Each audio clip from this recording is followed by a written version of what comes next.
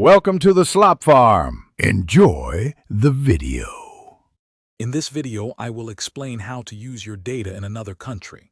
First, always check your current mobile plan's international roaming options before you travel. Many carriers offer specific travel passes or daily rates that might be suitable for short trips. Next, research local SIM card providers or eSIM options in your destination.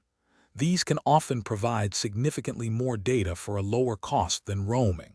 Finally, consider the availability and security of Wi-Fi networks, as they can supplement your data usage effectively. When deciding between options, remember that international roaming, while convenient, can be quite expensive, sometimes costing up to $10 per megabyte. In contrast, a local physical SIM card often provides several gigabytes of data for under $20, offering much better value.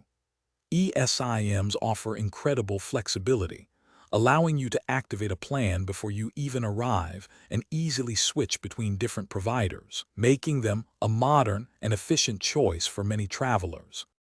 To manage your data effectively, regularly monitor your usage through your phone settings or your carrier's application to avoid any unexpected overage charges. Before you leave, download offline maps and any content you'll need, like movies or music, to significantly reduce your reliance on mobile data. Furthermore, when connecting to public Wi-Fi networks, always use a virtual private network or VPN to protect your personal information and ensure your online security.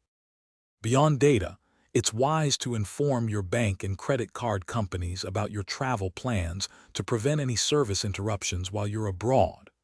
Carrying a portable power bank is also essential to keep your devices charged throughout your day of exploring.